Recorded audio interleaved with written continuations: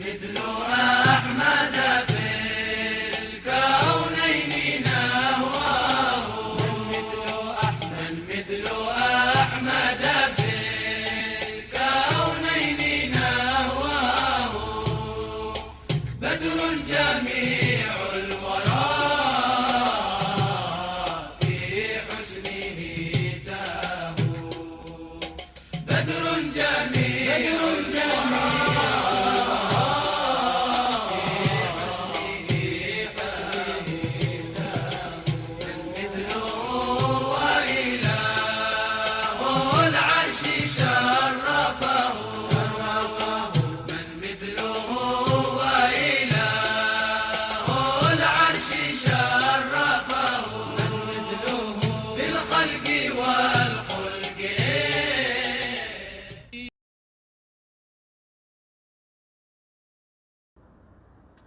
Okay, Bismillahirrahmanirrahim. Let's start our class.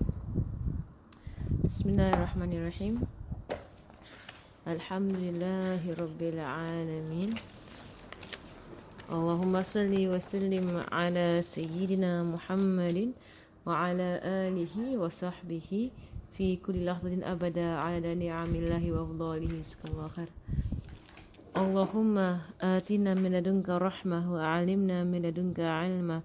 سبحانك لا علم لنا إلا ما علمتنا إنك أنت العليم الحكيم بسم الله الرحمن الرحيم نويت التعلم والتعليم وتذكر وتذكير والنفع والانتفاع والإفادة والاستفادة والحث على التمسك بكتاب الله وسنة رسوله صلى الله عليه وسلم ودعاء إلى الهدى ودلالة على الخير ابتغاء وجه الله ومرضاته وقربه وثوابه سبحانه وتعالى مع لطف وعافية برحمتك يا أرحم الراحمين اللهم صل وسلم على سيدنا محمد وعلى آله وصحبه وسلم اللهم ألهمنا علما نفقه به أوامرك ونواهيك وارزقنا فهما نعرف به كيف نناجيك يا أرحم الراحمين اللهم إنا نسألك فهم النبيين وحفظ المرسلين وإلهام الملائكة المقربين في عافية يا أرحم الراحمين اللهم أغننا بالعلم وزينا بالحلم وأكرمنا بالتقوى وجملنا بالعافية يا أرحم الراحمين آمين وصلى الله على سيدنا محمد وعلى آله وصحبه وسلم اللهم إنا نستودعك ما قرأناه وما نقرأه في هذا المجلس وما قبله وما بعده فاحفظه علينا حتى ترده إلينا وقت احتياجنا إليه يا أرحم الراحمين اللهم أكرمنا بنور الفهم وأخرجنا من ظلمات الوهم وافتح لنا أبواب رحمتك وانشر علينا حكمتك يا أرحم الراحمين آمين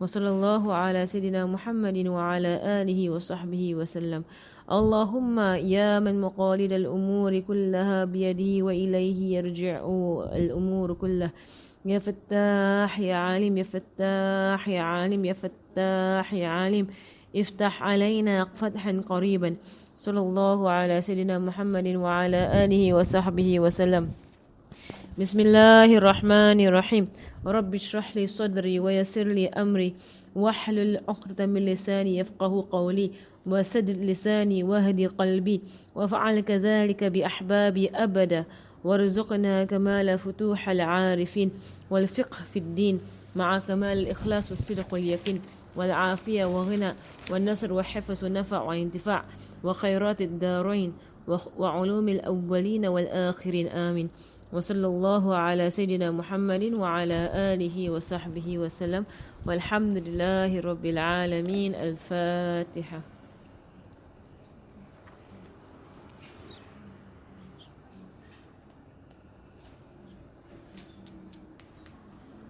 Waalaikumsalam warahmatullahi wabarakatuh. Alright, Alhamdulillah. Okay, where did we stop last week? You remember? Into the battles.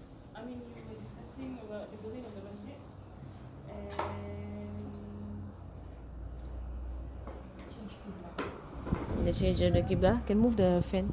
Don't point at me. Sorry.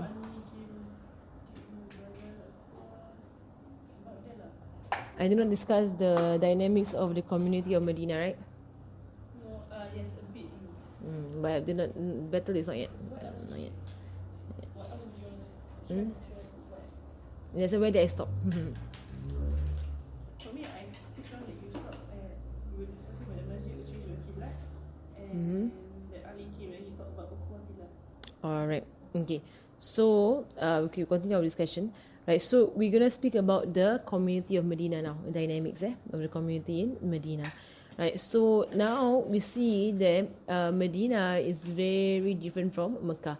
Right, the entire atmosphere, the community, the people who are there is entirely different. Right, Mecca was primarily, majority polytheists. Right, in Mecca, very few people of the book were hanging around Mecca. Right, and the believers were only very few, less than 100, right, and the number was stagnant for quite some time. Right, it means very few, and they entered, and the believers basically they entered into Islam one by one. And it was a trickling of people into Islam, like very you would say after 13 years, right, it will be considered to be very small amount of people actually entered into Islam in Mecca. Right, but the people the Sahaba who entered into Islam in Mecca, they are called the Sabiqun. They are called those who are foremost in the religion, and those who actually rushed towards the religion. And for them, this group, who entered into Islam in Mecca, they are unlike any other Sahaba, right? Because they endured, right, the pain, the torture, the difficulty, being ostracized, all kinds of issues by which their faith was tested. And in Mecca, being Muslim is not popular. Right, is highly on the outward worldly view. Right, it is undesired. Right, undesirable to be Muslim. If it's outwardly and it is worldly. Right. However, of course, spiritually, that's the best thing you could do at that time. Right, of course, in any time, in fact, right, to be Muslim. Right, but to enter into the ranks with Rasulullah sallallahu alaihi wasallam when no one else did. Right, that was the most, or the highest Sahaba that ever. That will ever be. Right? Because later on, there will be more people who come into Islam, and they're all going to be Sahaba. There are many Sahaba by the time Rasulullah passed away. Right? More than 100,000 Sahabi. Right? In his companions of Rasulullah sallallahu alaihi wasallam. Right? But this small group, in the beginning, right, they were unlike any other, and which is why when Sayyidina Aisha, right, and the main narration, we're going to speak about Sayyidina Aisha also in a while. Right, because at this point, she also moves in with Rasulullah sallallahu alaihi wasallam, right, and she is the second wife after Sayyidina Sauda. I mean, second wife that he's married to at this point in time. I call the third wife when it comes to Sayyidina Khadijah being the first. Right, so which is why when Sayyidina Aisha, right, when of her narrations Sayyidina Aisha, she was very young when she married Rasulullah sallallahu alaihi wasallam. We will discuss Sayyidina Aisha in a while, remember me, because it's a topic that needs to be opened up. Right? Have I discussed her a bit? I think I did before somehow. Very briefly, I went into her. Yeah, into her. Why did I discuss her? Because that's Sayyidina Khadijah, is it? No, because like a lot of people were asking why did he marry such a young girl? Yeah, but which part of the Sirah did I? You mentioned the story about a lady who was in Medina, right? Yeah, but Medina she came to Sheikh Hamzah, and she said, I believe in Islam. There's one thing that okay, we'll speak about Sayyidina Aisha in a while, right? To understand her, right? It's also part of the Sirah, right? For us to know, which are the people who come in and which people who leave. So right now, we're not going to really hear much about Sayyidina Khadijah anymore, unfortunately, right? Because she has left the scene. Right, she has passed away. She has left the scene. Right, but she will be mentioned again, later on, right, when Rasul remembers her. Right, but she's pretty much like her role, right, was pre-Hijrah. Right, her role, right, after Hijrah, you will not hear of Sayyidina Khadijah anymore. Right, but at this point, it will be necessary to mention, right, about what Rasulullah sallallahu alaihi wasallam mentioned about her. Right, when Sayyidina Aisha, we know that she's the most beloved wife to Rasulullah after Sayyidina Khadijah. Right, that is understood.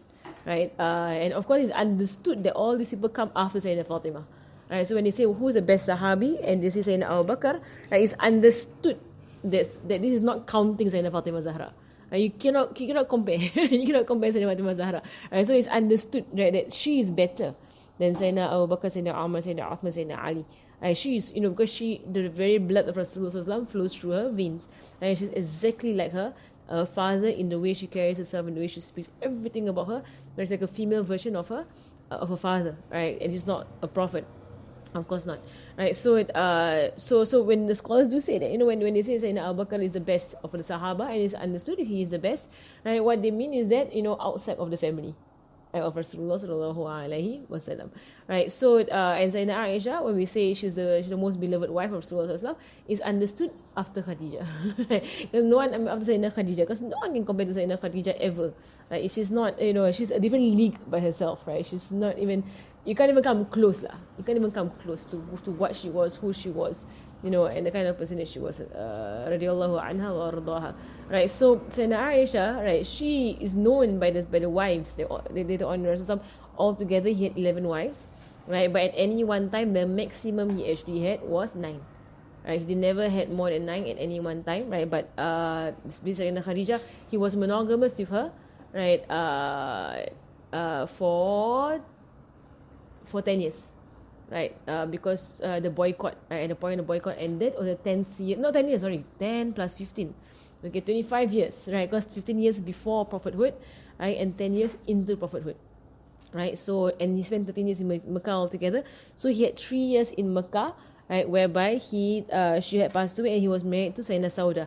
So you would say his monogamous years, right, in which he was, married to only one woman, right, would be plus the years of Sayyidina Sauda. Because Sayyidina Sauda, he did not marry, Sayyidina Sauda, he didn't marry anybody else on top of her, right, until later on in Medina. He was engaged, and some say he was actually married, right, Sayyidina Aisha, but at that time he had not consummated the marriage with her because she was too young. Right, so he actually, they were married, but they're not lived together yet, right? And that is what we understand. Now, right, and I'm gonna really speak about this in detail, right? So, Sayyidina Muhammad, right? So you would say his monogamous years, so 13 years. So it is actually unfair, right, when people actually blame Rasulullah sallallahu alaihi wasallam. Right? And of course, it's all of the heinous things people say, and then the kind of like terrible, ugly things that people would say about Rasulullah sallallahu alaihi wasallam, right? Because, primarily because they actually they impose their culture and their values on a society, right, that was 1,400 years ago. Right? You can't do that. That's unfair, and that is straight out unfair. Right? Even in today's time, even in our time, in the same zaman, in the year 2018, if you want to impose your culture and your values of Singapore, right, onto a different land altogether, like you go to China, you go to India, you go to, you cannot impose what we believe or what we do or how we are in our culture onto someone else's culture. You cannot, and they can't, and it's unfair for them to come here and say how terrible Singaporeans are, and then they begin to judge because it's not their culture, right? So even in the same time zone, we can understand this. In the same time zone, different cultures, right, cannot actually go into each other's lands and actually begin to judge, right, and then say terrible all these, these people of this land and the land, just because they are not the way you are, right, in culture, right, not in ethics but in culture, right. So what more, right, do you think, right, of a people who lived 1,400 years ago, right, in Arabia, right, whereby they are Bedouins, they are, a primitive culture, right? So how unfair would it be, right, to impose our culture or our outlook on life, right, onto that civilization, right? That would be unfair, right? That be, like if you look at like medieval, it's what you can read lah. From what I also I'm also not so sure of myself, right? Like medieval in England, and they read all kind of stuff about like they never bathe, right, until the Muslims came to them with soap. Then they knew about soap, right? Before that, if you want to impose our culture to their culture, and you're like, like you all don't bathe, is it once a year or twice a year? It's disgusting, like we would just impose, right? But in their culture, it was fine. Nobody bathed, right? So we can't go there and say, you must bathe twice a day, because we bathe twice a day. So you also must bathe twice a day. If you don't bathe twice a day, that means you're disgusting, right? Can we actually do that? Right, Allahu Alam, and they live in a cold country, cold climate, and people who live in really cold climates, they don't actually bathe every day. It's too cold. Right? So you can't actually bring your culture and then start imposing on everybody. So Rasulullah, you would say he was so the first 13 years of his life. I'm talking about going to talk about his marriage, just a bit, and I want to go into the society of Medina, right? And then we will go into the battles, right? Inshallah, right? So the thing about Rasulullah sallallahu alaihi wasallam, I know this part of Sirah is a lot of talk, right? No action yet, right? But it's important. It's important for us to understand, right? Our Prophet sallallahu alaihi wasallam very well. Right, because you know exactly how it is, and you know what are the unfair statements made about him. Right? Unfair and I would say outright ignorant. Right, ignorant and unfair. Because when people are unfair, usually it is rooted in ignorance. And people are discriminatory, right? They're unfair. They judge people, wrongly. It's usually rooted in some misinformation. Right, misinformation or ignorance on the matter. They have read a few things and they make a conclusion, right? And that would be called ignorance, right? Or basically, it's just it's not something a wise person would do, right? So, understand, Faiza, you have a question. Unfair means you are ignorant. Yeah, you're unfair because you do not check all sources, so you are ignorant. So ignorant people are usually unfair. If they want to judge on their ignorance. Judge on the ignorance, Yeah, if they begin to judge on their ignorance. Like for example, if two people are fighting, right, and you hear the side of one person without the other person, are you ignorant? Yeah, you are. Will you judge unfairly? Yes, you definitely will. Right, because you don't hear both sides. Right, definitely. And it's haram in Islam. It's actually haram for you to actually, if you were to judge, if you were to decide between two people and you only hear one side before you hear the other side, haram. Straight out haram. There is no way, because you're being completely unfair, right, without hearing both sides of the situation, right? So but Rasulullah sallallahu alaihi wasallam, so he was monogamous, in his marriage for 13 years of his marriage life lah. Like from the time he was 24 to the time that he was 25. From the time he was 25 to the time he was, what's this? Not 13 years, sorry, not 13 years. 25 plus 3, 28 years. 28 years, it doesn't add up, right? Because he left Makkah at 53. By the time he was 25 to 53, he was monogamous, right? So it is unfair, right, for people to actually say that he was, a woman hungry or woman crazy or woman whatever, right? First and foremost, you don't know the Prophet sallallahu alaihi wasallam to ever say that.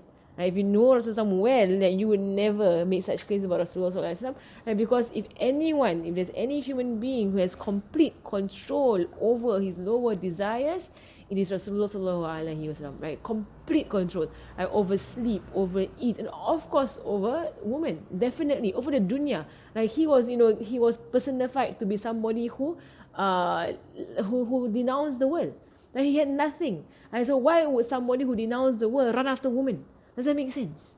Does that make sense whatsoever? Right? So if you understood the way he was, and any fair person would know that. Any fair person who studied the life of Rasulullah sallallahu alaihi wasallam would, whether they're Muslim or not Muslim, would see that he is not somebody who ran after this. He's not like us. He didn't get married. Like for us, it's all shahwa, and whatsoever. No, it's well now. Rasulullah sallallahu alaihi wasallam, he's beyond his nafs is completely under control. In fact, his nafs, right, and in fact, I won't even say his nafs under control. I would say his nafs is only, right, in the obedience of Allah subhanahu wa ta'ala. Right, so he would desire to pray, he would desire to fast, he would desire to get close to Allah subhanahu wa ta'ala. Which is why Sayyidina Aisha says the very famous hadith, right, when they asked her about, what's the most amazing thing about Rasulullah sallallahu alaihi wasallam, and then her first answer was, what about him is not amazing? You tell me. Ask the most amazing thing. What about him is not amazing? Right? And then she began to weep, and then she said that, but I will tell you one thing. When the night comes, and every lover goes to his beloved, he goes to Allah subhanahu wa ta'ala. And that hadith reveals a lot of things. Because at night, when the night comes, right, people, especially if you're married, right, your shahwa goes up. Right? It's natural for human beings, because you go to your wife, you go to your husband, right? And so most people, they will look forward to going to their spouse. Right? But for him, he would actually, he would go and pray to Allah. It means his nafs is where? Not to the bed. He's not. Well, us, never husband and wife are asleep. Our nafs is just to put our head on the pillow and knock out. That's our nafs. That's what we desire to do. Right? Our nafs is not like, when night comes, okay, it's time for tahajjud. We all like, night comes, okay, tidur. Sleep. I'm so sleepy, I'm so tired. Some people, youngsters nowadays, that you put, what is your hobby? Sleep. I'm sure many of them have that as their hobby. Yes, sleep.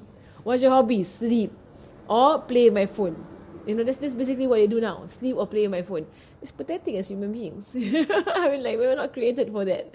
Right, subhanAllah. So Aisha said that, when everyone, in normal human behavior, everyone goes to his lover, he goes to Allah subhanahu wa ta'ala. Right, and there was once, she also narrated, right, that she was already in bed, right, and the night came and it was her night. So he came, and it's narrated that she narrates this entire thing, and that's why she lived for a long time after Rasulullah. And we're going to see it's very obvious, the wisdom why he married her, right? Because of the sharpness of her mind, the sharpness of her intellect, the memory that she had, and the young age that she was. So she would live for a long time thereafter. Right, and then she would really teach, and 2/3 of the religion is 2/3 of the knowledge of this religion is with her by hadith. And Rasulullah said that you'll take 2/3 of your religion from this little red one, and there is an Aisha radiallahu anha wa ardaha. Right, so and she was what she narrated that she was already in bed, and then the Prophet sallallahu alaihi wasallam came into the, it's not a bed, it's a mattress, right? Came into the mattress on her side. Right, to the point whereby she even narrated hatta jilduhu, and his skin, right, was on jildi, was on my skin. That means he was skin to skin with me, right? And then so that means a very close husband and wife interaction. Right? That means he was really like sitting next to her, and then he said to her, "Oh, daughter of Abu Bakr, would you give me permission to go and pray?" Like at that point, as a wife, you're like when your husband comes very near you, you're just waiting, for him to embrace you and come nearer to you. Right? But he came very near, and then he said, "Would you give me the permission to go and pray?" It means because she has a right as the wife, right? But he wants to pray.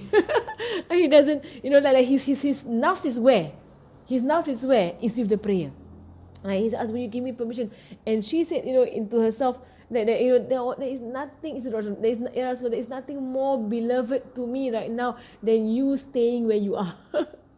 I mean, your skin on my skin. That's all I want right now, that you are close to me, right? But I know what is more beloved to you, right? And so go to your Lord. Right. So this kind of things, when you read all these things with an open mind, you understand your Prophet sallallahu alaihi wasallam. Right, he is nowhere near, right, the lowliness of human beings at all. He's far from it. Even something as halal as this. Like he prefers to stand in the night and he will pray, and she will watch him, and she will see that he will weep and weep and weep and weep. In his standing, in his ruku', in his sujud, and she will just gaze at him. Right? And there was one time whereby she also said that she woke up in the night and she couldn't find him. Right? And straight away to her mind, right, came whispers, saying that I'm sure he went to one of his wives. Like it's her night, but he's not there. So like normal human behavior would be like, I'm sure he went to one of the other wives. Like he went to another person's house instead of my house. Most women will be like, if you come in the middle of the night and you don't find your husband there, you'll be very suspicious. Where did he go? What is he doing? And some women will suspect you must have gone to somebody else. You have another wife. You begin to suspect things. She went out of the house searching for him. She was jealousy. Hot on jealousy. She searched for him, and eventually she found him at the grave. He was at the grave. So he left to go to the grave.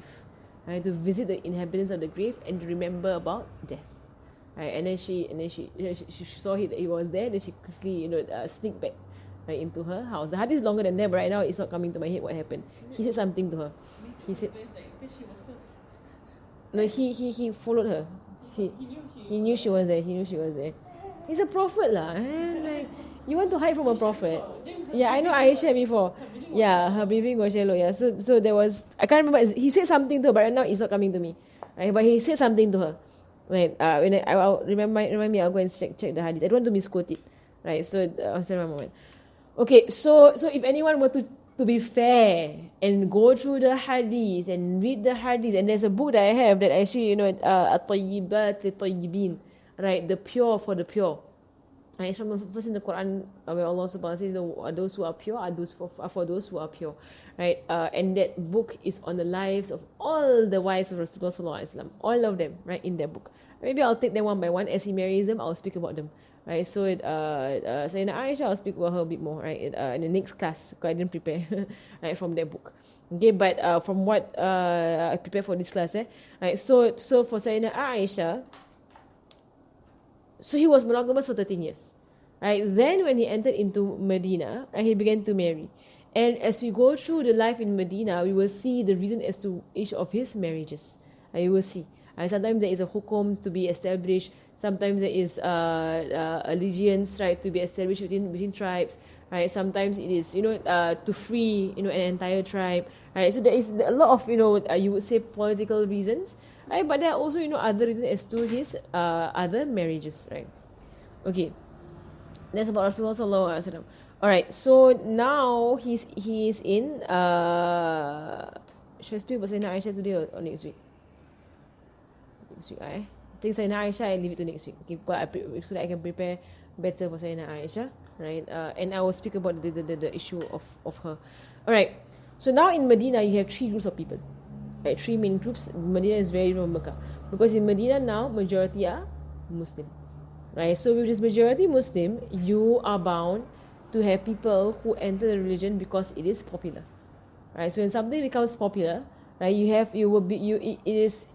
without any doubt, right, there will be people who will enter it not sincere.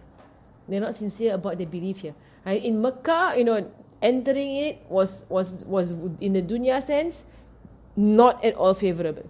In the dunya sense, right? Because you have to really truly believe in this for you to actually enter it, right? Which is why, like you see, and it's happening again in our time, because now, especially in the West, to be Muslim is highly unpopular, right? You have to, it's one, you are verified, you have your custom checks, you're this, you're that, it's highly unpopular, right? So those who actually are entering into Islam, right, in especially in the Western countries, it's basically they're taking they're very sincere, right, about their belief, and they're very strong in their belief in Islam, right? So so in Makkah, right, so the first group of people that you have are the companions of Rasulullah sallallahu alaihi wasallam, and these are made up Medina. Right, they are the companions. So the first group is the companions of Rasulullah sallallahu alaihi wasallam, right, and they are the Muhajiroun and the Ansar. Right, the Muhajiroun, and from now on I'm going to be use the same terms, right? The Muhajiroun are basically those who did the hijrah from Makkah to Medina, and those who did hijrah have a station. They have a pangkat, they have a station when it comes to the arrangement of the Sahabas. Right, what makes someone better than someone else? Right, the hijrah is one of those, right? And at the moment, right? So the hijrah is one of those. And then the Ansar are those from Medina who assisted those in Makkah when they came over, and they shared their wealth, right? And Rasulullah when he came to Medina, right, he established the Sharia. So now the laws are going to be reviewed, right, sent down, right, more and more laws. And of the first few laws, right, will be the laws of fasting. Right, the fasting of Ramadan, right, is going to be sent down in Medina. Right, the first year by which it was sent down was the very year they went out for Badr. So the first Ramadan that they actually fasted, in that Ramadan itself, they had to go for war. Right, so subhanAllah, how strong their conviction in the religion. But at the same time, in that war, it manifested those who were the hypocrites. The hypocrites will appear. Right, so Allah subhanahu wa ta'ala says in the Quran, right, about how Rasulullah was sent, right, to the people, right, to teach them and to purify them. Allah subhanahu wa ta'ala says, هو الذي بعث في الأميين رسولا منهم يتلو عليهم آياته ويزكيهم ويعلمهم الكتاب والحكمة. Right, so Allah subhanahu wa ta'ala says in the Quran, right, He is the one, Allah is the one who sent amongst, right, the unlearned people, right, because the Arabs were majority people who did not read or write. Majority of them, while they were poets, they would do it all, in their heads, right? So very few of them were actually trained in reading and writing, right? So Rasulullah not being able to read and write, it was not something that was strange, right? For in our time, if you're in Singapore and you are an adult and you can't read and write, it's very strange, right? But in their time, majority of the people don't read and write. Right? It was only a small group of people who actually learned to read and write. Sayyidina Umar was one of them. Sayyidina Abu Bakr's family was one of them. Right? They actually knew reading and writing. Right? So Allah sent to an unlettered people a prophet from themselves, reciting unto them the verses or the signs and purifying them and teaching them the book and the wisdom. Right? The wisdom here refers to his sunnah. The sunnah, the book is the Quran, and the wisdom is the sunnah of Rasulullah sallallahu alaihi wasallam.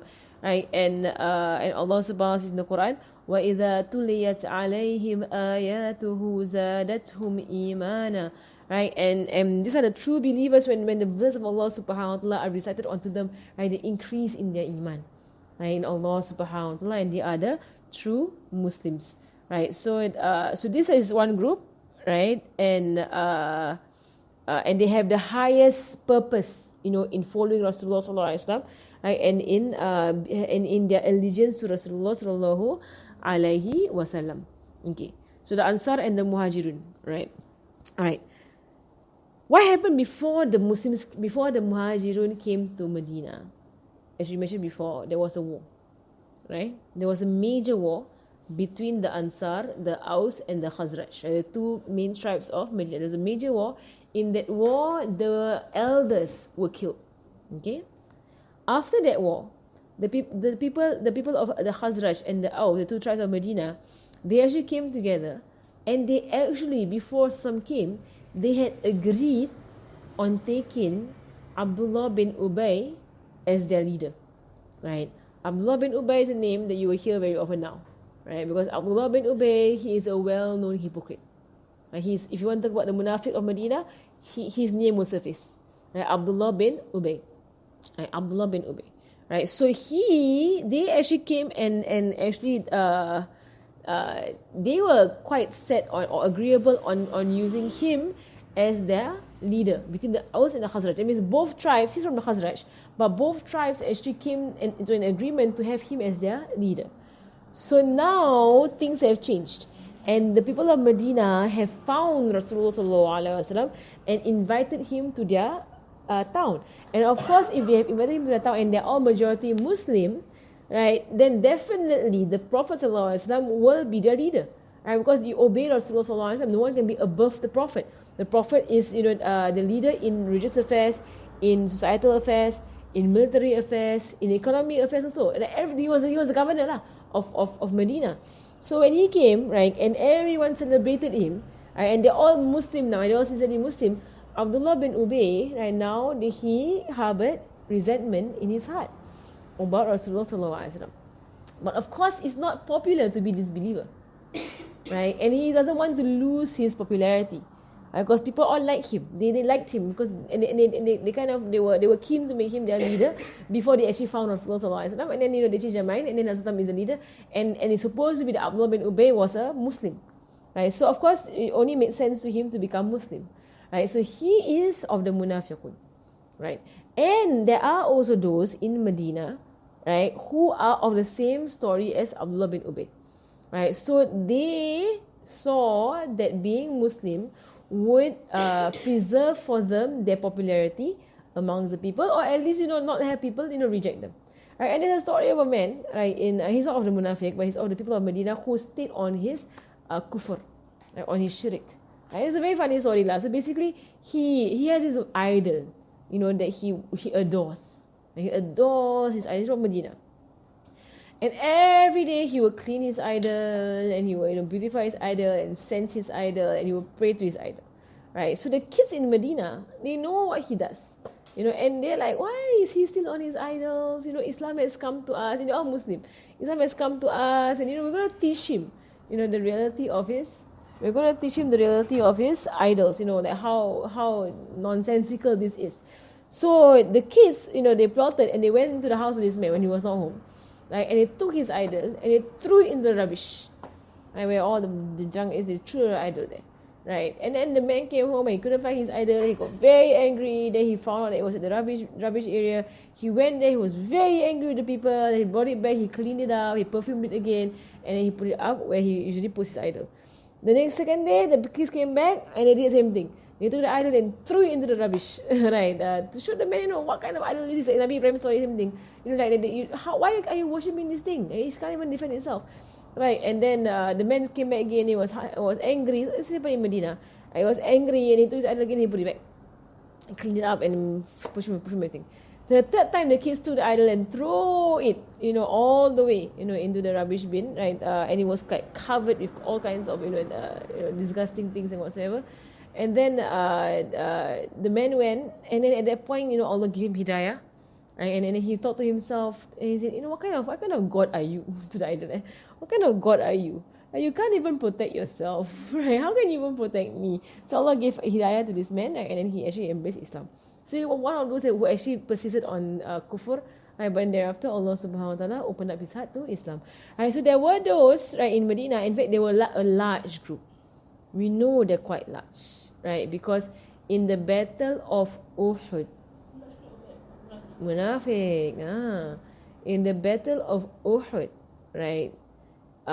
When the Muslims went out, right, to battle, right, and there were about 1,000 of them who left, right, to battle, right, about 300 of them went back, which means about 300 Munafiq. Right, means there were quite a number of Munafiqun, right, in Medina because of the popularity of Islam at that time. Right, so they actually went back. Right, I'll check the numbers again just to make sure I got it right. Alright, so the Munafiq, they will pose a problem, right? Because the Munafiq, and these are real Munafiq, right? When you read about hadith, the Rasulullah speak about the traits of a Munafiq, right? Like for example, the traits of a Munafiq is that when he speaks, he lies, right? When he swears, he goes against his. When he promises, he breaks his promise, right? And when he is trusted, he will betray. Right? These are traits of a Munafiq. Right? On top, the other hadith that says when he argues, right, he will go beyond bounds.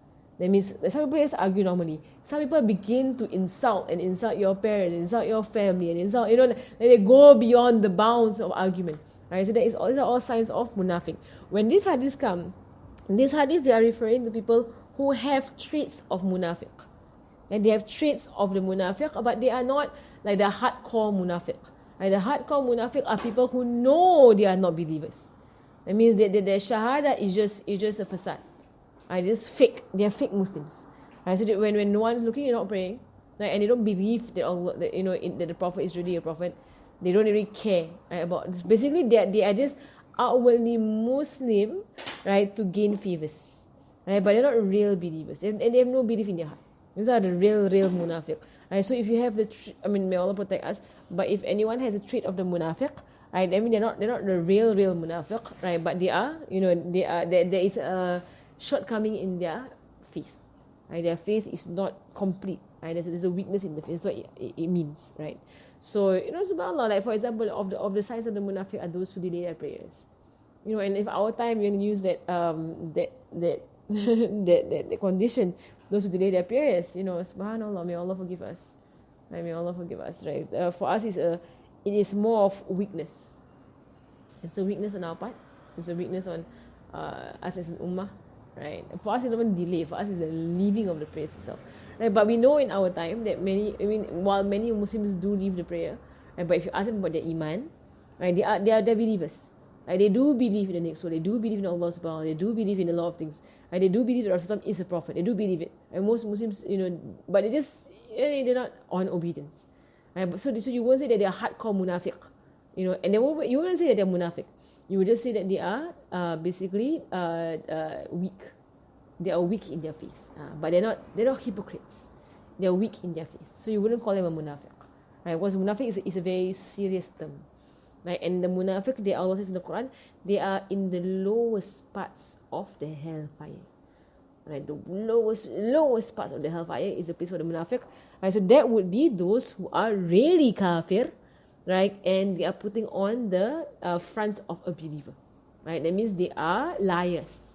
And they betray the Muslims. And they exist. They exist. The fitna of Sayyidina Uthman, and we'll go into that. Right, the fitna of Sayyidina Uthman. I mean, the fitna that surrounded the death of Sayyidina Uthman. It was started off by a Jew who pretended to be a Muslim. Right, so and he went into the ranks of the people of Medina, people of Kufa, people of Egypt. He went into the ranks pretending to be a Muslim, right, but trying to whisper things into the Muslims to make them doubt Sayyidina Uthman. So finally he managed to do so with a group of people, if I'm not wrong, from Egypt, right, whereby he will whisper things to them. For example, he will say, do you know that Uthman, right, wasn't there for Badr? Right, no, wasn't there for Badr. Right, so he will whisper things, and he say, do you know he wasn't there for the bay'ah at Ridwan? That means the one under the bay'ah under the tree. Do you know he was not there? Right, so they won't say tell the whole story of why he wasn't there, right, but they will just whisper. So do you think that he's fit to be the Khalifa? He's not fit to be the Khalifa. Right, this is what they do. They go in your ranks and they begin to whisper. And Allah says in the Quran that these people, it is better for you to be without them. Don't think that them being Muslim will actually give you any strength. They will not give you any strength. And this is in the Quran. Right? It will not give you any strength whatsoever because they are like diseases. Right? And they go and they whisper, and some Muslims believe what they see. Right? So they are even more dangerous than an external clear enemy. They are an internal virus. That's what they are. Right? They are basically they are within the ranks, and they break people up by causing cracks. Right? So that when it happens, the whole thing collapses. Right? So they're sinister, sinister in the way they are, and they are conspiring, right, in the way they are. So there was a group of them, and the head of them was Abdullah bin Ubay. It's well known that he is a munafiq, and we don't say otherwise. Right? He is well known to be a munafiq, right? Sayyidina Muhammad. And the third group of people, where it gets very interesting, are the Jews. And the Jews, there are three main tribes, right? Banu Qaynuqa, right? That's the first tribe. Banu Nadir, and Banu Qurayza. Right? So Banu Qaynuqa, Banu Nadir, and Banu Qurayza. Right? The three main tribes of the Jews. And Allah subhanahu wa ta'ala says in the Quran, وَمِنْ أَهْلِ الْكِتَابِ مَنْ إِنْ تَأْمَنُّهُ بِقِنْطَارٍ يُؤَدِّهِ إِلَيْكَ وَمِنْهُمْ مَنْ إِنْ تَأْمَنُّهُ بِدِينَارٍ لَا يُؤَدِّهِ إِلَيْكَ إِلَّا مَا دُمْتَ عَلَيْهِ قَائِمًا ذَلِكَ بِأَنَّهُمْ قَالُوا لَيْسَ عَلَيْنَا فِي الْأُمِّيِّينَ سَبِيلٌ. Right, so here, right, Allah subhanahu wa ta'ala exposes the affair of the Jews with respect to the Arabs. Okay, what are the Jews doing in Medina? Right, so of course you mentioned before, right, that they are there because of what their books have said. Right, what are they doing in the Medina? Meaning that what is their job? What is their main trade? They're not farmers. They're mainly not farmers. I mean, they do have their farms and whatsoever. The people of Medina are more, on farming. Right? The Jews who were in Medina, they were mainly in finance. Up till today. Right? They conquer the financial world. Right? So they're mainly in finance. Right? They know the Aus and the Khazraj always fight each other. Right? So they are profiting. They're capitalizing on this ongoing war between Aus and Khazraj. So they would lend money and they will always charge usury. Right? So basically they were thriving, right, from the fights between the Aus and the Khazraj, and therefore they would fuel it. Right? They would actually, make them fight more and more so they get more money. Right? And it's not something that has stopped. Right? Same story until today. Same story. Right? Basically make people fight and then sell them your weapons. Right? So you get more money. Right? And it's the way you earn your income. Right? Or they need money to borrow, you charge exorbitant rates of interest. Right? That is the idea lah. Right? So Allah subhanahu wa ta'ala says in the Quran, and from those of the book, the people of the book, are some people who, if you trust them, by entire, a great amount of wealth, right, He would return it to you. It means can be trusted. There are those that can be trusted. And there are those of the people of the book, if you gave him just a few silver coins, right, or a few gold coins, right, he would not give it to you unless you follow him around, and you stood with him and you insisted that he pay you back. Right? So they are of extremes. Right? So there are those who really, they are really people of the book, and there are those who are complete extremes. Right? So Allah subhanahu wa ta'ala wants the Prophet in the Quran. We're going to speak about them in a treaty, right, between them and people of Medina. So when Rasulullah SAW entered into Medina, the majority Muslim. There's quite a large population of hypocrites in Medina. And then you have the Jews. Right? The Jews seem to have no choice, right, but to accept the leadership of Rasulullah SAW, because majority were on it. The majority of the people in Medina were on it. And in fact, Medina was not the land of the Jews. They just came and settled. So they're basically like you would say, foreigners, right, in the land. They were not the original people of the land. Right, so but they were allowed to live there. The people of Medina weren't really bothered by their presence, and they were more on the outskirts. They were not really, part of the Medinan society. They had their fortresses on the outskirts of Medina, which is why later on they would come in. They would be very difficult when it came to the Battle of the Trench, right, because their fortresses blocked one part of Medina, right, which means that that was when their allegiance was tested. Right, would they really? And of course they failed. They failed in that test. Right? They actually betrayed Rasulullah SAW in that test. And we're going to the story of what happened, right? The Battle of the Trench. Right? So when Rasulullah came into, and this is the first, and especially in some of the books, the first instance in human history, right, whereby, I don't know what it's called, like a document of, there's a legal name for it, right? Whereby when you come into, when it's a governor there, right, and there's a majority population, there's a minority population, you write a document, right, whereby it indicates agreement between the majority and the minority document, and it also preserves the rights of the minority community, right, as well as what are their responsibilities towards the majority community. I don't know what it's called in English. I don't know, the word was at my head and then it went away. Basically, this document that is there lah. What is it called? It's not a treaty. MO what? Memorandum of Understanding. Memorandum of Understanding. I don't know. Right, but basically, is the in the Arabic, it's said to be the first one of its kind. Right, because never before were the minorities given rights. In any land of the past, if you're a minority, you're a minority. You have no rights whatsoever. Right, so they are minority right now, right, and they are going to be given rights. So what are the rights of the Jews?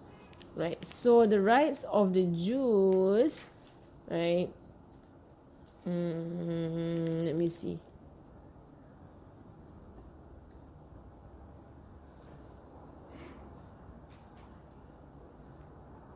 Right, so the rights of the Jews, you see. So the first thing about the Jews is that, right, so on the document, right, so the document is mentioned, so the first thing that is mentioned is that the Jews are allowed to maintain their religion, to preserve their religion, and the Muslims are allowed to maintain their religion. That's the first one. That means religious freedom, right, to practice what you believe. Okay, freedom to practice what you believe is the first one. Right, and that's one is so, this is, you would say this is advanced. Advanced understanding. Right? It's of course, revealed from Allah subhanahu wa ta'ala. When you come into the land, you don't force anybody into religion. So really, it's really such, rubbish lah, I would say, that anybody who believed that Islam was spread by the sword, that Muslims went all over the continent of Arabia and to Persia and to Rome, right, and forced people into Islam, though on the very onset when they are in Medina, the Jews that were there were not forced, and they knew he's a prophet. Right, so onto a people who were learned, right, who had the book with them, and they are monotheists, and they pray to the same God, right, and they have a legacy of prophets, right, and they knew he's the last prophet. Even them, they were not forced to enter Islam, even though their book tells them to enter Islam. Right, their book actually commands them that when Ahmad comes, when the last prophet comes, follow him and be a help to him.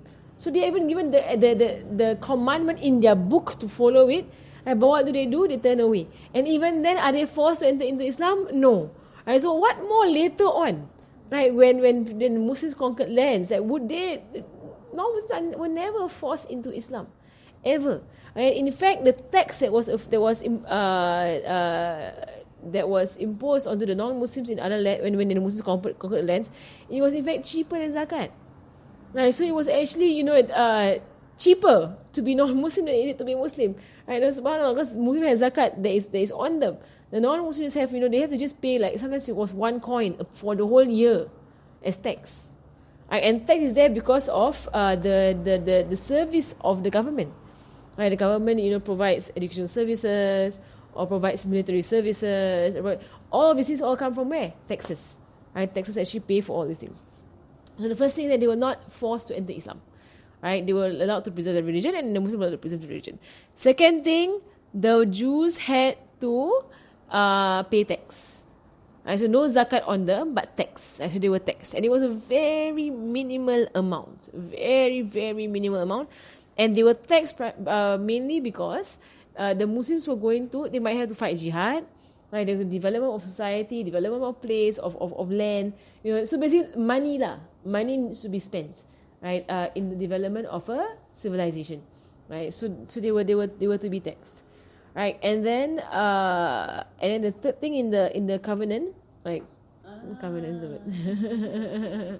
Covenant, the third thing in the covenant, yeah, that's the word, right. But I don't think it's the word they use now. Can you imagine that if any government uses the covenant between? I don't use covenant, they use another word. I don't know. Right, so anyway, Sayyidina Muhammad. Right, so anyway, so that the third thing is that they will help whoever was at war with Medina. It means they will help the Muslims against whoever was at war with Medina. It's basically allegiance. Allegiance with the Muslims. So because they are a community, so it is necessary for them to work together. Right? So you can't have a community of people whereby if people attack you, right, then you split within yourselves. Right? Then they will make you very weak. Right? And if that makes you very weak, then the whole community will be overcome by the enemy. The enemy will conquer. Right? Because within yourselves you are weak. Right? So that means the part of the covenant was that they will help, right, each other. It means the Muslims will help the Jews, and the Jews will help the Muslims as to anybody who attacks them from outside. Right, they must help. Right, both ways. Right, both ways. So it means they are united on this. They are united against. For defending and also to go out. They never really start wars. It's always on defense. So but they don't really fight wars in the city. They always go out, right? They always go out. Except in the Battle of the Trench, you're going to see look into the battle in the one. All right, and then they also agree, right? They also agree to have mutual counseling between them. So the Muslims are allowed to counsel the Jews, try to advise them, and the Jews are allowed to counsel the Muslims and advise them. Right? That was allowed, right? So even to this extent, just to give advice also is something that needs to be stated, that you're allowed to do so. Right? Subhanallah, it's amazing lah. All right, and then number 5, right?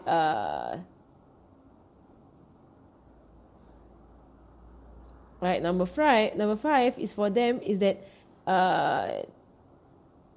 they will help whosoever is oppressed.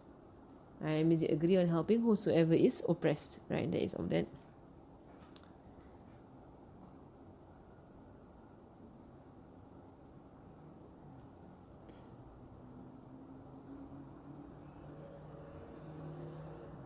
Right, and thereafter, right, in that Medina, right, is a place that is a sanctuary for the people of Medina. That means you don't fight each other also. You're not allowed to fight each other. Right, so that means it's an agreement, and this will affect the Aus and the Khazraj. It means there's no more fighting between Aus and the Khazraj. They're not allowed to. They're all now Muslims. Right, they're all now Sahaba. Right, so the agreement is for everybody to come and sign. And so the Jews will not fight with each other. And the Jews will not fight with the Arabs will not fight with the Jews, and the Arabs will not fight with each other. That means Medina is a safe sanctuary for the people of Medina. Right, that is part of the treaty. Right, and then and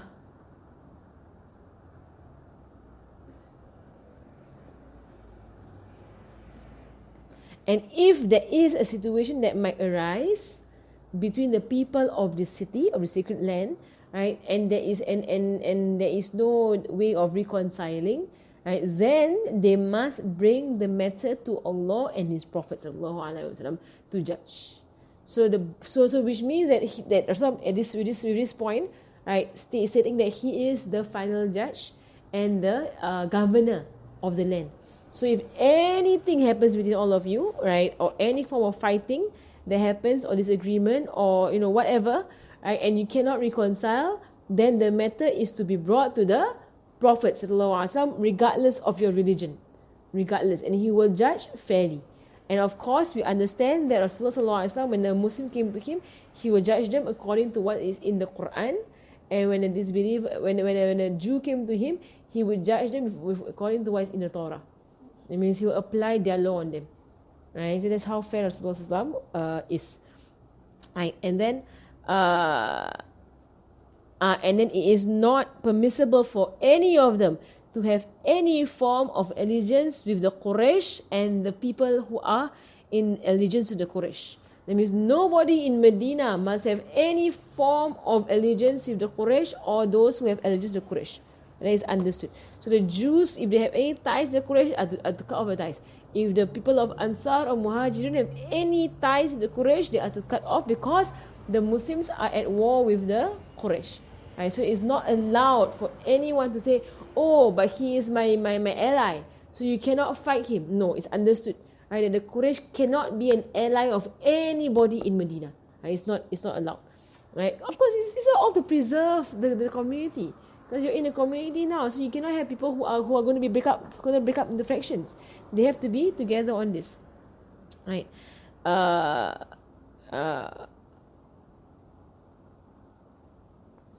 Right, and if anyone were to give their support to anybody outside of the Quraysh, then it is for the other members of society to honor that. And it means, because in Arabic there is this, in the time of Rasulullah, there is this thing called, like I give him my he's next to me, like in a way, or he's with me, right? So if, let's say for example, Sayyidina Abu Bakr, right, there was once he left Makkah, right, to go migrate to Habsha, right, and then on his way out there was a man who was coming in, right, and he was this believer. Right, but he saw Sayyidina Abu Bakr going. I said, where are you going? And Sayyidina Abu Bakr said, no, I'm going to migrate to Habsha. I can't stand what's going on in Makkah. And then the man said, a person like you should not have to leave his hometown. And then the man said, follow me and come in with me into Makkah. You'll be under my jiwar. Right, jiwar will be, what it means that you are with me. That means you're under my name. Right, and the Arabs respected that. Right? They respect this thing of under my name. Right? They had a culture of that. And for them to actually harm somebody under your name is to harm you. Right? So when he came in with Sayyidina Abu Bakr, right, Abu Jahl first checked, right, with him, said that, is this under your name or are you part of them? It means, are you a Muslim now or is it under your name? He said, oh no, it's under my name, I'm not part of them. Right? And then when he said that, Abu Jahl respected and didn't bother Sayyidina Abu Bakr. Right? But if he had said, oh no, it's because you are a Muslim now, right, then Abu Jahl would have done whatever he wanted to do with the two of them. Right, so if anyone is under the name, right, of anyone in that society, right, that is excluding those who are of the enemies, right, then it is to be respected. Right, everybody will respect that. Right.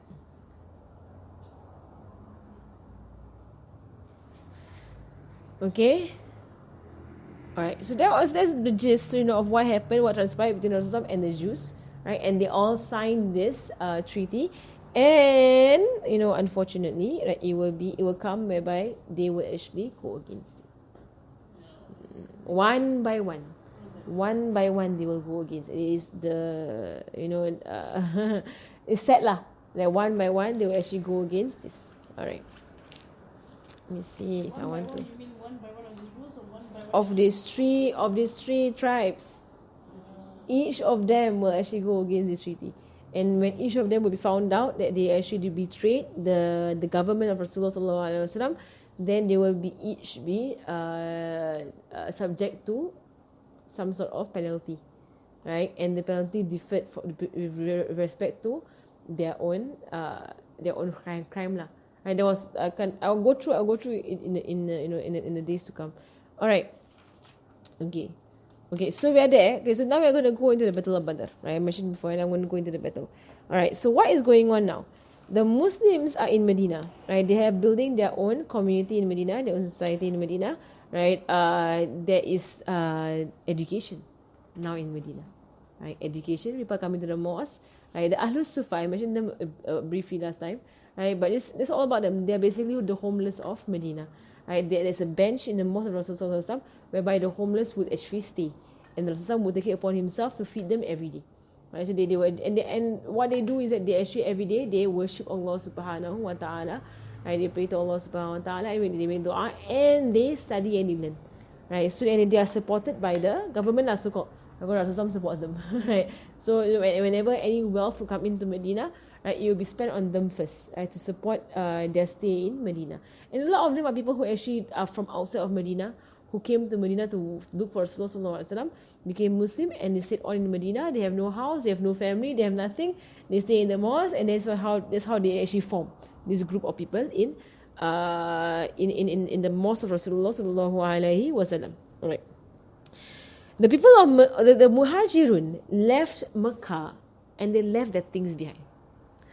What the people of Makkah were doing was that they were breaking into the houses of these people and taking their stuff. Right, so not all the Muhajirin have left, right, and they find out, that they have left stuff behind.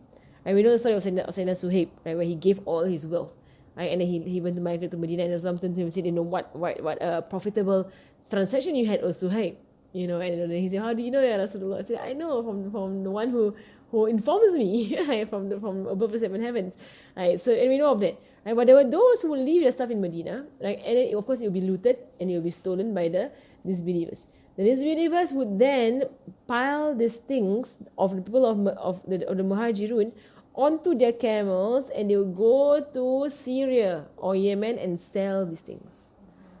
You see how terrible they are. Right, they take people's things and they will go and sell. Right.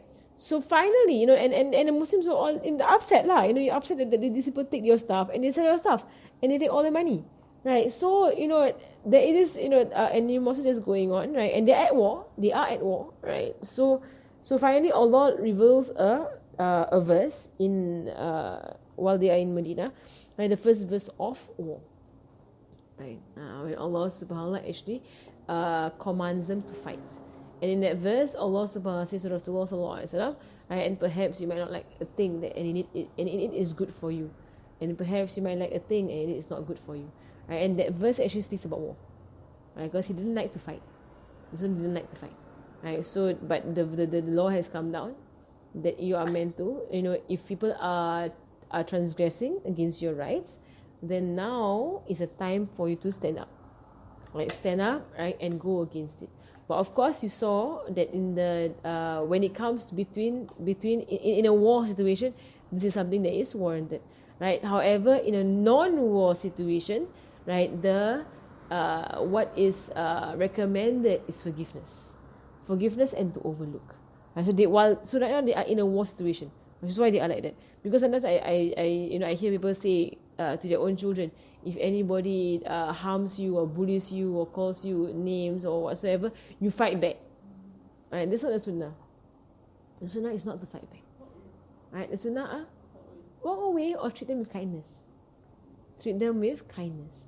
Right? Because you're not at war with them. Right? They're your own classmates, they're your own friends, they're your own family, whatsoever.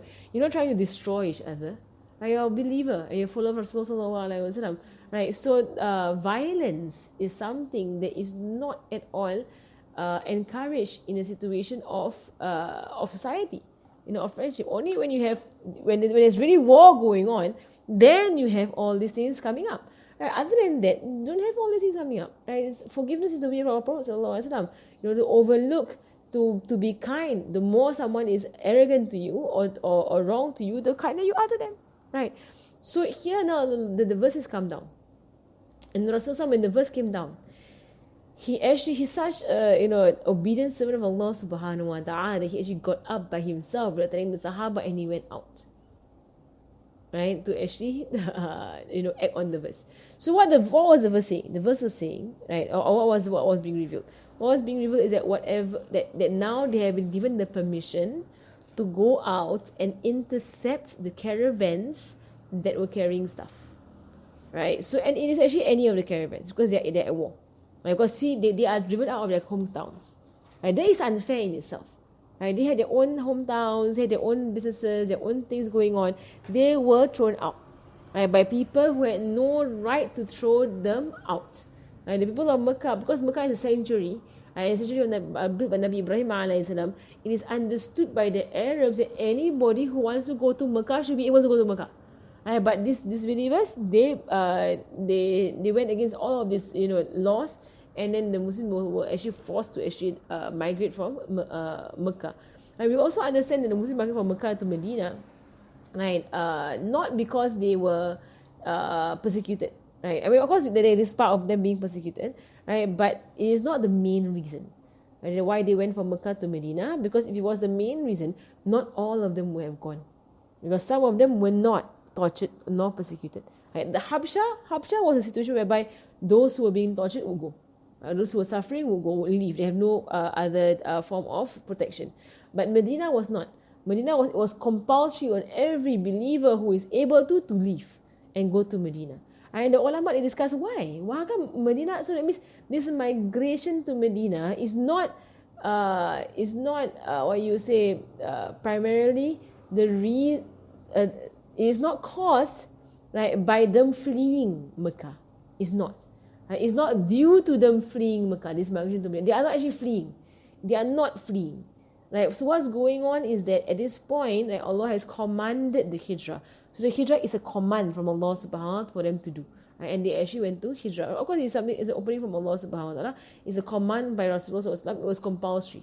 Right? The hijrah was actually that it was time now, right, for them to develop this religion further. Right? Allah is to reveal more things about religion, to develop it further, and that cannot be done in Mecca, where they were always oppressed and they were always watched. Right? So it cannot really expand. So that's why every believer had to go to Medina. Right? That's why there were those who actually became Muslim, along the way, and they were settled in Mecca. So that there were those who be outside of Mecca, who came to Mecca and meet Rasulullah and become Muslim. There were of those Sahabas who did that, and they would say, "Ya Rasulullah, let me stay here with you, and I will defend you." And some will say, "Go back to where you came from and stay where you are. When you hear that I'm in Medina, then come and meet me." Right, so which means he knew that when it comes to support of the Muslims, the place to be is Medina. Because in Mecca you cannot do anything. And your hands are tied. You can't really do much, right? So when they went to Medina, right, that was when it was compulsory, because there was going to be the establishment of laws, of community, of a lot of things, of education, of a lot of things in Medina. So it was necessary that every believer take part. Right? Because every believer will play a role, right, in the establishment of this religion. Right? Subhanallah. And Allah subhanahu wa ta'ala is the one who does everything. Right? So you understand why they were actually in Medina. Alright, so now the law has come down, and they were allowed to actually fight back. Right? So in their fighting back, what it wasn't going out to war, but going and intercepting the caravans, right, and taking the wealth of the caravans. Right? So it's not they're not just taking what belongs to them, right, but it's war, right? So they were allowed. It was made the law, right? They were allowed to take the entire caravan, right? So they could actually go and do their interceptions. And now the people of Mecca, right, now they're on their toes, because they drove the Muhajiroun out. So now in their path up to Syria, there is Medina. So Medina is nicely placed for them to go out and intercept the caravans from Mecca. So if you ever read websites or books saying that the early Muslims of Medina were actually highway robbers or bandits, and that is not true. What was going on was war. Right? And it was enemy against enemy. So they stole their stuff first, and they chased them out of their houses first, and put them into a foreign land first. Right? They were the ones who were aggressors first. Right? And then Allah allowed the Muslims to actually retaliate. Right? And their retaliation was through intercepting the caravans. And they were actually allowed. So it was not, you won't say that they are doing anything wrong, right? Because it was something that was actually permitted in the situation of war. Right? Because they were in situation of war. Okay. So, how the story of Badr happened? The The story of Badr. Okay, and there were many situations of them going out intercepting the caravans. Many. If you want to go into the battles, there are about 47 to speak about. Even more than that. Right? So, so there's a lot of battles if you want to speak about it from the beginning to the end. It's a lot. We used to memorize all these things, right? Because we go through all of them different types. Like subhanAllah, there's a lot of stuff to memorize and who went and what happened and this and that. Right? So for brief Sirah, we only focus on a few battles. Right? We focus mainly on Badr. We go to Uhud. Right? We go to Khandaq. Right? We do Tabuk. Right? The Battle of Tabuk. Right? And then we do the conquest of Makkah. Basically 5 main battles, right, that you should speak about. Alright, so the first battle of Badr. What happened So map here. Right, should I draw? So, Muhammad already left. He's intercepting. Yeah, I want to draw a map. No. That one is another battle altogether. It's not Badr. Badr is a later battle. Right, Badr, even though it's the first one that you learn, it's not the first battle. There were several before that. And several successful ones. Right, before that, like small ones. And the Sahabat, so the first one that Rasulullah did was he went up by himself. And that one was actually not a successful one. It was you would say, he missed the caravan. And then they will go out all the way to intercept the caravan. And they will miss it. They come too late. And the caravan has gone past. And they can't actually catch up. Right? So it's really a matter of timing. Right? So there are many that whereby they went out and they missed the caravan altogether. Right? And there were those that where they went out and they met the caravan, right? But then they didn't succeed in intercepting the caravan. And there were those that whereby they were successful in intercepting the caravan. Right? Yeah, a lot. It's not 5.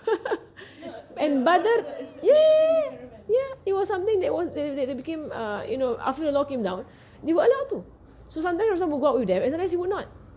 And he would send the Sahabas go. Right? And they would appoint for them an Amir, right? A leader. And in the Salihin, you will see a lot of instances whereby the Sahabas would narrate. They were on an expedition without Rasulullah, and this happened, and that happened, and whatsoever happened. A lot of expeditions. They call them expeditions, not battles, expeditions.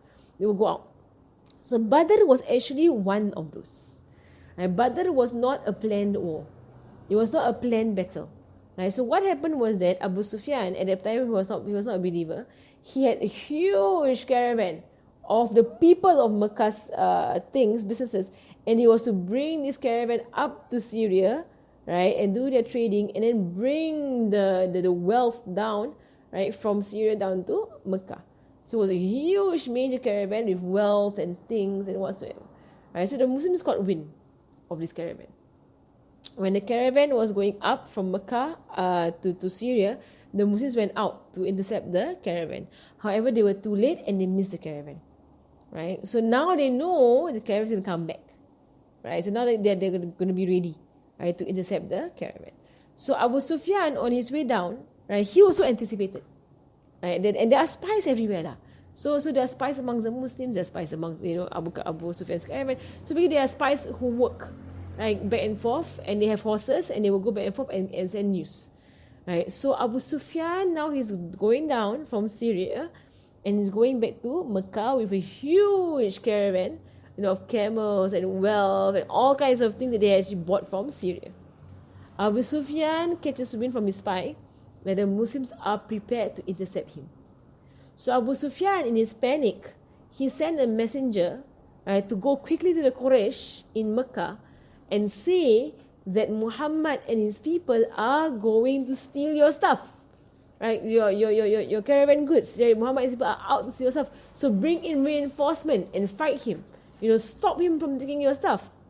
So this messenger boy, right, or man, was actually a man, he went to Mecca, and before he went there, he tore his shirt and he disheveled himself, and he really made a scene on himself, and he went there and said, Quraysh, right, Muhammad and his people, to show the severity, of what's going on. And his people are about to intercept your caravan. Go out and save your things. I think he was creating chaos, in Mecca, and everybody came out and they all began to panic. And that Muhammad thing is huge. It's like you would say like a major business deal that they actually got secured. Right, so the money was coming back, that kind of thing. It's huge caravan. And almost every person in Quraysh at that time in Mecca had wealth in that caravan. But it's not theirs, right? Huh? It's not theirs. No, it's theirs. So it's theirs. There is a law came down and they're allowed to intercept, regardless of whose money it was. It means the law has come down. What is war? You must understand. This is war. When it comes to war, right, laws whereby in peace it would be not permissible, in war it's permissible. Right, so it is a state of war. They are at war because you drove them out. Right, so now they're in a foreign land, they're at war. So they're allowed to intercept. Okay? I might understand that. Right, so I know it's sometimes that you're wondering, how can they take people's stuff? How can they say, it's war. It's war. You must understand it's war. Sometimes I also hesitate when I tell all the stories because it's like, as if I'm promoting, violence and whatsoever. I'm not at all. It's just the state of affairs.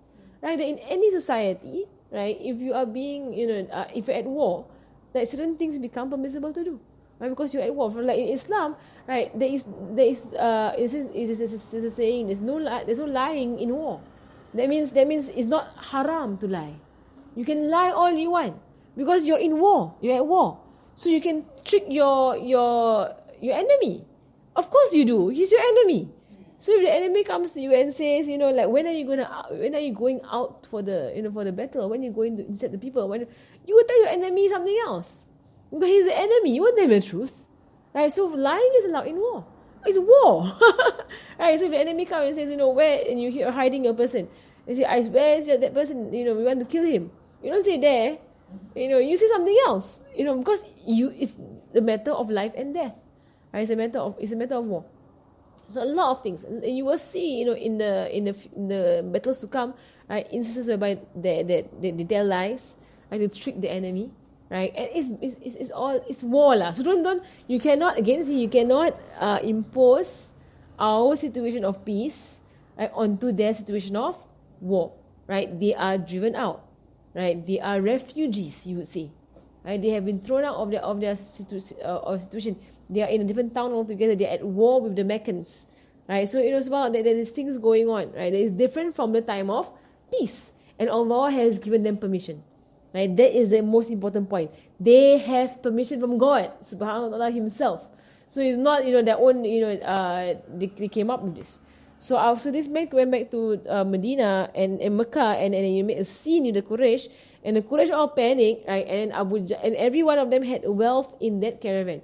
So Abu Jahl went around and he began to rally the people up, right? Saying, let's go, and we're going to fight Muhammad, we're going to get our stuff, and we're going to, so he rallied everybody up for the battle of, for fighting the Muslims. So when the people didn't want to really go, right? But Abu Jahl said, no, you cowards, go and protect your wealth. You have to, so Abu Jahl was going all around, doing this while they were all rallying up and calling people in, and the numbers went up to 1,000 people who were strong, going out to go and fight the Muslims, and it's just a raid, right? It is raiding a caravan. So the Muslims went out 300, right, 300 plus. They were not prepared for war. They're not armored. They have like basic weaponry, weapons, right, for them to actually intercept the caravan. Right? They're not prepared for war at all, and they're fasting. Right? They're not prepared for war at all. They're really, really not going out for full-fledged war. Right? They're going out to intercept a caravan. You don't need that many weapons, nor armor, nor... They even had, they were like... It was said for the Battle of Badr, there was only 8 swords. 8 swords in the ranks of the Muslims. 313 of them, only 8 swords. And the horses, no horses, or was it 2 horses? No, they had maybe a few, and then camels maybe about 8, 9 or 10. Right? It's a handful of things. Right? It's really, you would say, subhanallah, but they had bows and arrows lah. But they, subhanallah, they were not at all prepared for war. They were prepared for to intercept a caravan. That was what they were prepared for. The disbelievers, 1,000 of them, came out full-fledged prepared for war. Armor, horses, camels, food, all kinds of things. They were full-fledged prepared for the war. So they were on their way out, right? Meanwhile, Abu Sufyan, he's smart, right? He changed his route. So by right, Sirah is here, Medina, and then Makkah. By right, you go past Medina. So Abu Sufyan, after he got wind that the Muslims were actually going to intercept him, he changed his route to the sea route. Right, the one that Aslam actually took, right, to the sea route, which was actually one big round, right, but to protect the caravan. Right, so he changed his route all of a sudden, right. Therefore, when the Muslims came to where they came, they missed him. Right, so now Abu Sufyan is safe. Right, Abu Sufyan, the Muslim missed him. The more you miss, you can't catch up. Right, it's really too fast. Right, you have to actually intercept. Right, so they missed him. Right, and the Muslims they missed him. Then one of those that they didn't get what they wanted to get, and Abu Sufyan continued on the sea route. He sends another messenger to the Quraysh saying that, okay, you know what, your stuff is safe, no need to fight. I took another route, and then your stuff is safe. I'm going to go back to Makkah in a while.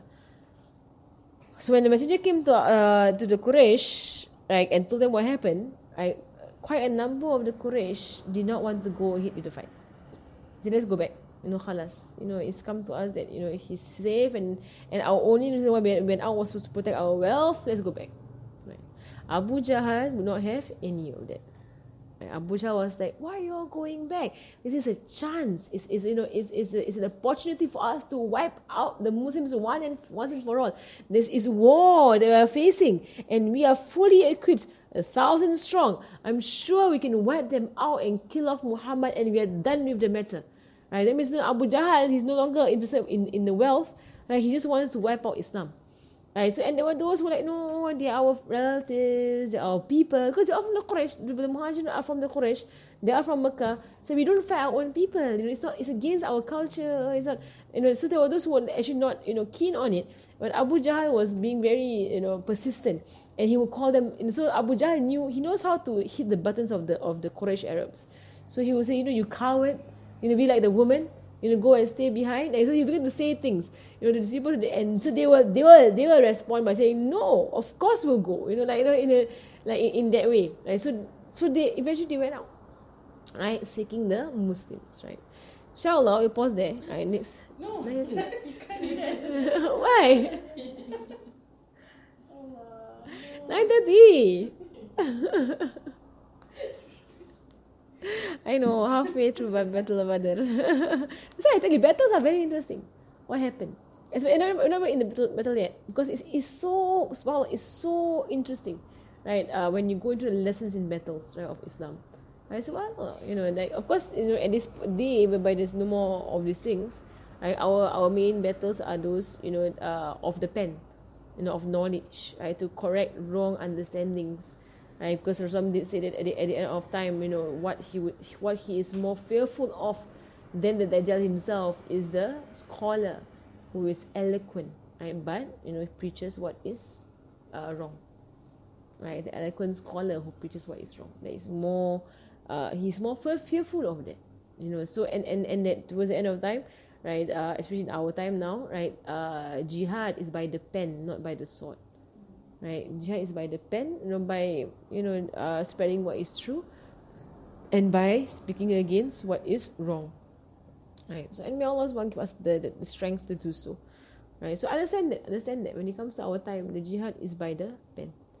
Right, knowledge, and Allah Subhanahu has greatly blessed the ummah of Rasulullah SAW to be an ummah of reading and writing, an ummah of knowledge. Right, inshallah, and that is of the greatest form of jihad, right? But you spread, you fight ignorance, right? Because all kinds of ugly human behavior come from ignorance, right? So inshallah, okay, next week I'm going to finish the Battle of Badr. I want to speak about Sayyidina Aisha next week, inshallah.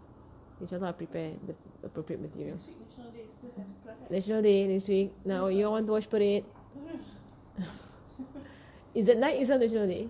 It's on National Day itself. Okay lah, I mean for voice in Tarim, didn't even notice it go past, because it's it's you're in another land. Subhanallah. Okay, sallallahu alaihi wasallam. Any questions?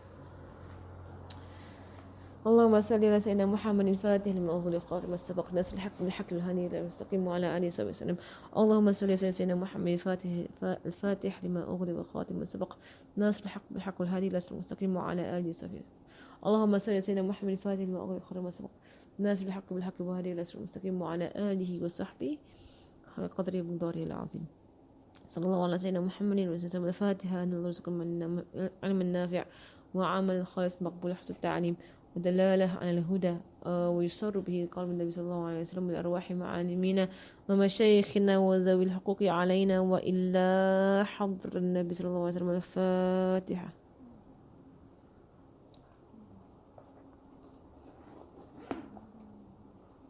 بسم الله الرحمن الرحيم. بسم الله الرحمن الرحيم. والعصر إن الإنسان لفي خسر إلا الذين آمنوا وعملوا الصالحات وتواصوا بالحق وتواصوا بالصبر. سبحانك اللهم وبحمدك أشهد أن لا إله إلا أنت أستغفرك وأتوب إليك. صلى الله على سيدنا محمد وعلى آله وصحبه وسلم. والحمد لله رب العالمين.